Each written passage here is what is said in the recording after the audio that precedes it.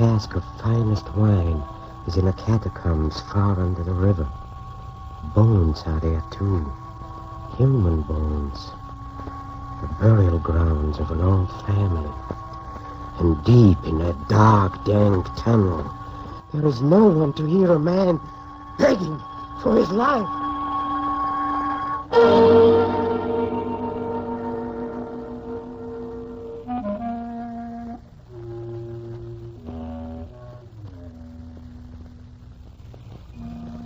Hello, creeps. This is Peter Lorre, opening the doors of the Mystery Playhouse. The works of Edgar Allan Poe usually start one's acquaintance with the literature of mystery. Then, as the years pass by, we are apt to forget that Poe is not only the father of the horror story, but truly the master of them all.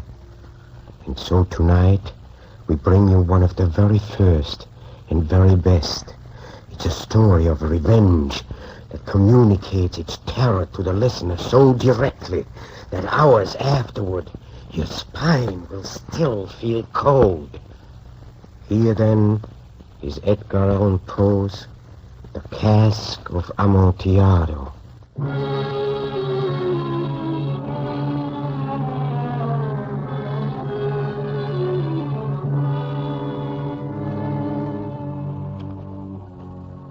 The 1,000 injuries of Fortunato I bore as best I could. Neither by word nor deed did I ever give him cause to doubt my goodwill. That was long ago, but I remember it. If ever a man had reason to hate and right to vengeance, it was I, the last of the Montresors. Through a device which the devil himself must have conceived, Fortunato, the noble, high-born Fortunato, had robbed and swindled my aging and sorrowful father of all his vast fortunes. As the last of our gold was transferred to Fortunato's already brimming vaults, my father, broken, humiliated, and plagued with anguish, passed on.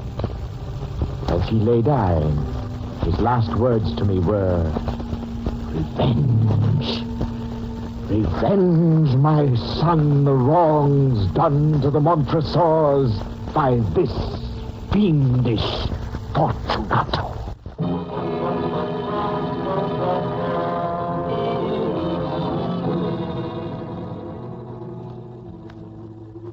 My father had been old and helpless before Fortunato's cruel and evil ways.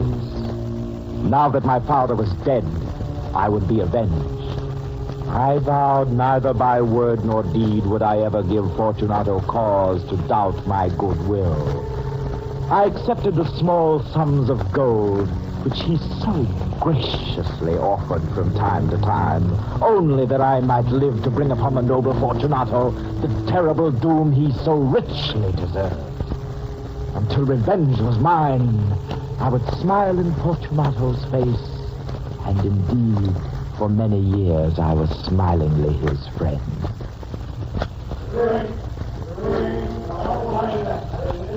Scarcely a night passed that Fortunato did not stop beneath my window.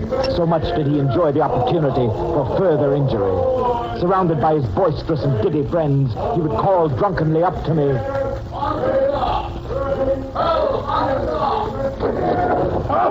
Yes, Fortunato? Come, seize your morning. Lucchese here is opening a cask of sherry in honor of the spree. Put away your sorrows and join us. No, Fortunato, I cannot. Enjoy yourself without me. Fool! A fool like you deserves his sorrows. Come, gentlemen, we are fools for even asking him to join us in our fun. Come, the drink, the wine of spring is here. Good night, Montresor. The melancholy Montresor hasn't even the courage to drink with his fellow townsmen. Good night. As his drunken prattle faded into the night, I would snuff out my candle and toss fitfully in the dark, feeling afresh each galling wound Fortunato had ever dealt me, and waiting a moment of my revenge. None in the town ever witnessed my wounded pride. None except Amiato, the wine dealer, my one true friend. To him alone did I dare to mention the name of Fortunato. He must, on occasion, have read my troubled mind, for he showed me many kindnesses and much understanding, even at times to Fortunato's disadvantage. Ah, Signor Montresor. Good morning, Amiato. I have a splendid surprise for you today. Have you, Amiato? And what is that? A cask of Amontillado, Signor, the finest wine there is. Here, sample it, Signor. I can't afford anything so rare, Amiato. I only came to call, not to purchase it. It will cost you no more than the kind you usually buy. Drink, Signor. Well, thank you. That's enough. You treat me too well, Amiato. Beautiful taste. I scarcely know how to thank you. Your expression of delight is more gratitude than I deserve. I was extremely fortunate in being able to purchase the last available cask for you. And there's none meant for Fortunato? You will arouse his anger. A wine dealer must follow his judgment and his heart. Fortunato prides himself too highly on his knowledge of good wines. I believe you are more skillful, Signor. Thank you. He and Lucchese opened a cask of sherry last night in honor of the spring. Then he will be in a bad mood today. Where? Oh, see, he approaches, Signor, and looks as dark as your own ancient vault. Ah, Fortunato, it's good to see you. It was just as well, perhaps, that you refused to come last night, Montresor. Lucchese is a fool about wines, a fact of which I am doubly sure after sharing his inferior vintages last night. Ah, I see you have Contigliano, Amiato. Signor Montresor has it now to a very wise purchase. Are you joking, Amiato? Where would Montresor find the funds to buy such a rare wine? That is not my affair, Signor. So that is what you do with all your money in your solitary evenings, Montresor. Spend them both on Amiato's rare finds. Well, I will wager you've not a drop left to show for it. On the contrary, Signor Montresor has one of the finest cellars in all the country. You're too kind, Amiato. But, Fortunato, why not see for yourself? My vaults are always open to you. Someday I shall. And as for you, Amiato, see that you take better care of my vaults in the future. Good day. Good day to you, Fortunato. Fortunato. I shall send the Contigliano to your palazzo before evening, Signor Montresor.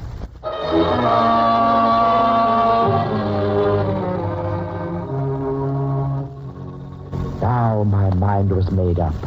That moment in the wine dealer's shop gave me the beginnings of a plan for which I had long been waiting. Fortunato must visit my wine cellar deep down in the catacombs beneath the home of the Montresors. From the depths of my old misery, I began to devise the details of the plan. Ahead of Fortunato there lay only horror, agony, and damnation.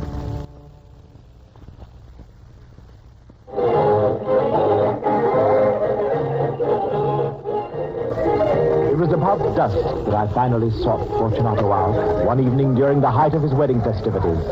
He was to be married the next day, and gaily he sauntered through the crowd celebrating in his honor. He was dressed in a gay, many-colored costume, and on his head he wore a high, conical cap, topped with brilliant, small, jingling bells.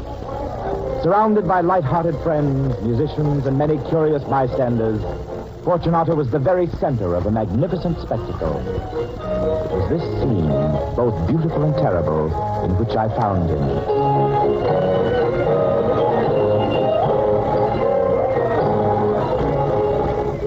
Dear Fortunato, how remarkably well you look tonight, and how lucky to find you.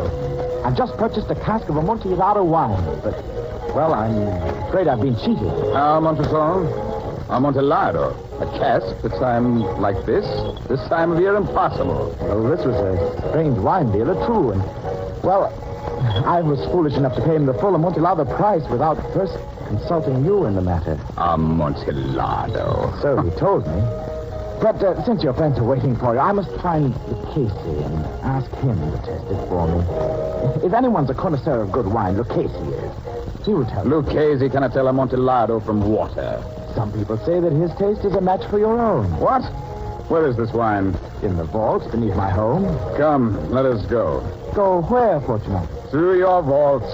I will test it. Oh, my friend, no, I won't impose this way on your good nature. You must remain with your friend. Lucchese is not in such great demand. especially tonight. My friends will not miss me for a few moments. Come on. No, Fortunato, no, I won't permit it. I see you're afflicted with a terrible cold, and my vaults are so insufferably damp, they're encrusted with wine. Let us go, Montresor, nevertheless. Cold is nothing. Amontillado. You have been cheated. As for Lucchese, he is no connoisseur of good wine. Only I am worthy to decide. Let us be on our way.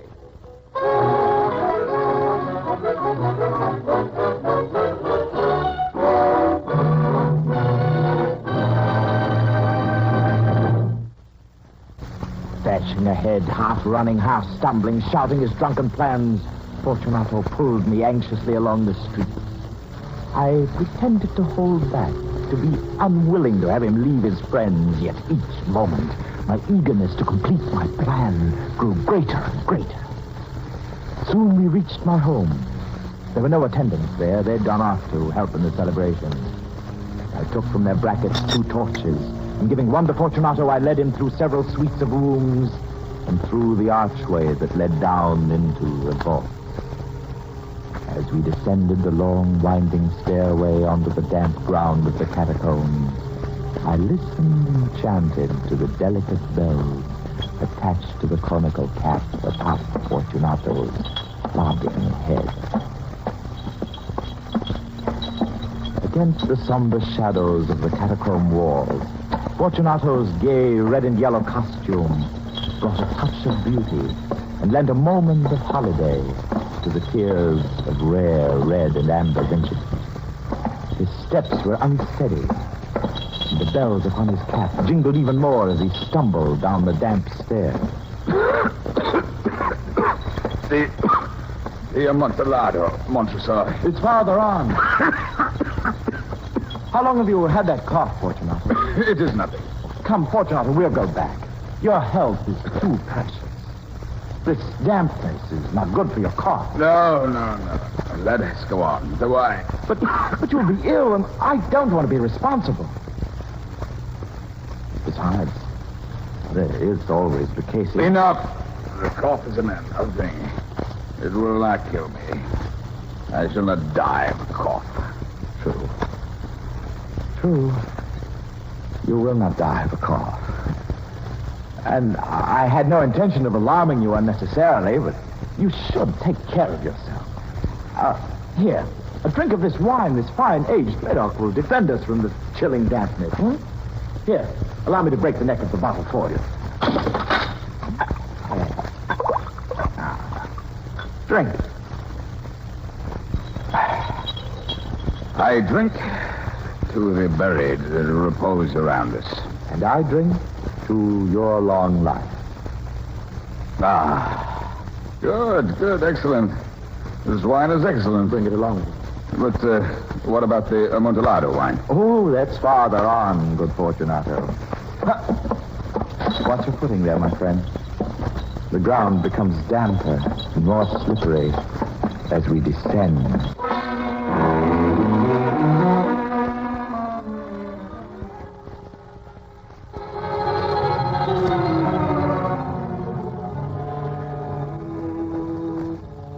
And the expectation of making a fool of me through my purchase of the Amontillado sparkled in his eyes, and the bells jingled.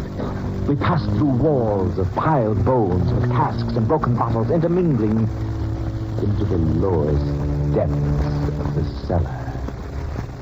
I paused again, and this time seized Fortunato by the elbow. The line, Fortunato. See, it increases.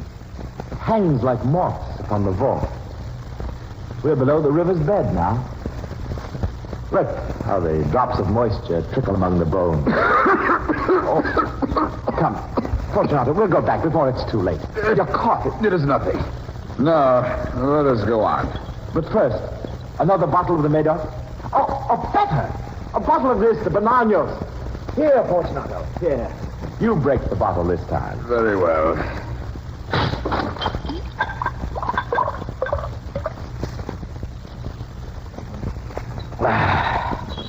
Your taste is truly that of a connoisseur, Montresor. I'm amazed.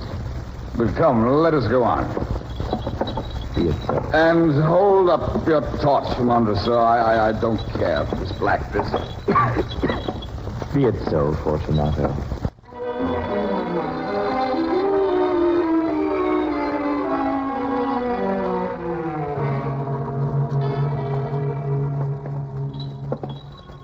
Again, I offered him my arm. He leaned upon it heavily, for the wine I'd been giving him was beginning to have its desired effect. We continued our search for the Amontillado. We passed through a range of low arches. Descended. Passed on. And descending again, arrived at the deepest crypt, where my father had been laid to rest. The foulness of the air was stifling, the dampness all but snuffed out our torches. Montreal, what other secrets do you have hidden here beneath the world? Why do you ask, good Fortunato? This pile of bones here. Now, how does it happen that the bones from this wall are thrown down in this manner? Why is it you have never replaced them, huh? What secret treasures do you keep in this last small recess? Fortunato, uplifting his dull torch, tried to peer into the depths of the recess and to discover within its circumscribing walls of solid granite the rare and exciting treasure which he drunkenly fancied. But it was in vain. His light was too feeble for him even to see where the solid granite walls ended. Go in, Fortunato. Inside is the cask of wine you wish to taste. The Amontillado. Amontillado. Careful, Fortunato. Enter slowly. It's dark in that niche. And the floor is even more slippery. What's this, Montreal? Did it end so abruptly? True, Fortunato, it does. But proceed. I'm coming in with you. No need to be so bewildered.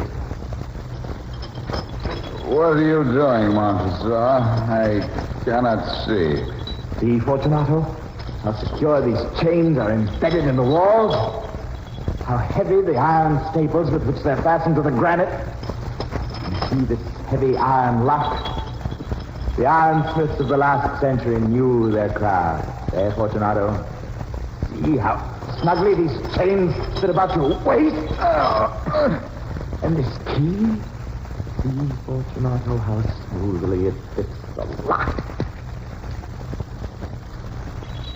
Now, Fortunato, pass your hand along the wall. You cannot help feeling the damp lime that clings to it.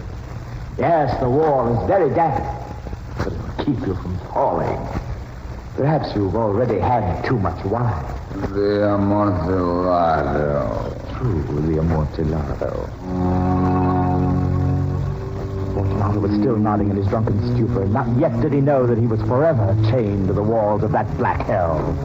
I stepped outside and busied myself among the pile of bones that lay at the foot of the wall. The bones which he'd been sure had hidden the treasure.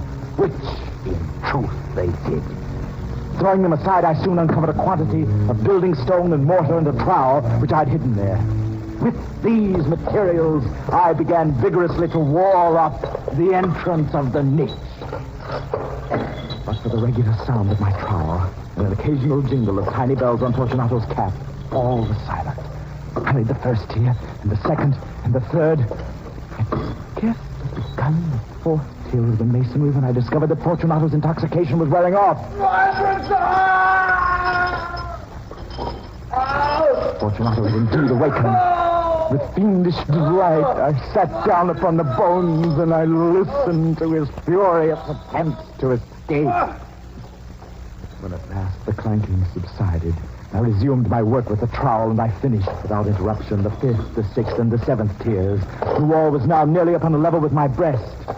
I again paused, and holding the torch over the masonwork, I threw a few feeble rays onto the dejected figure within. Help! Help, for the love of the Almighty! Someone come and stop this madman! This fool! move this devilish steed! Help! For the love of God! Louder, Fortunato! You forget how far we are below the riverbed. Someone! Perhaps if I shout with you, Fortunato, someone will hear. Together, Fortunato! Louder! Help! Louder still, Fortunato! Help! For the love of the Almighty, someone come and release the noble Fortunato! Help! He needs help so desperately, and there are so many cliffs between him and the rest of the world. Help! Help!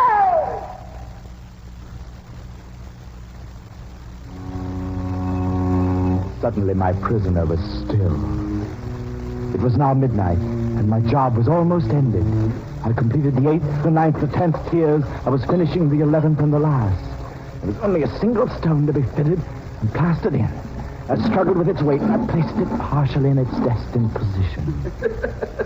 A very good joke indeed, Montresor. An excellent jest. We will have many a rich laugh about it tomorrow at the wedding. Over our wine. Over the Amontillado. Yes, over the Amontillado. It's getting late, Montresor. They will be waiting for us at the palazzo. The future lady Fortunato and all my friends. Let us be gone, Montresor. The joke's over. Yes, Fortunato. Let us be gone. For the love of the Almighty, Montresor. Yes, for the love of the Almighty. Fortunato? Fortunato? No answer came. I thrust my torch through the remaining opening and let the light fall within. From inside the crypt there came the only answer Fortunato now could summon. I felt sick on account of the dampness of the catacombs. I hastened to finish my labors. I forced the last stone into its position. I plastered it up. Against the new masonry, I re-erected the old rampart of bones. For half a century, no one has disturbed them. The bones of my fathers rest in peace.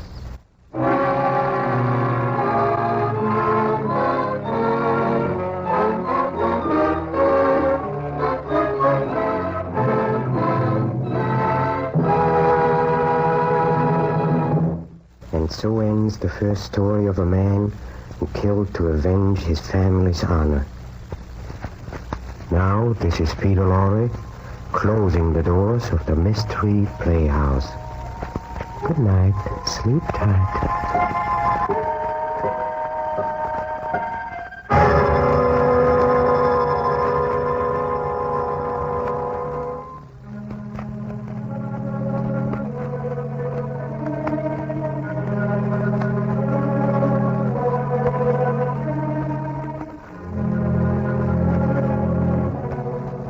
This is the Armed Forces Radio Service.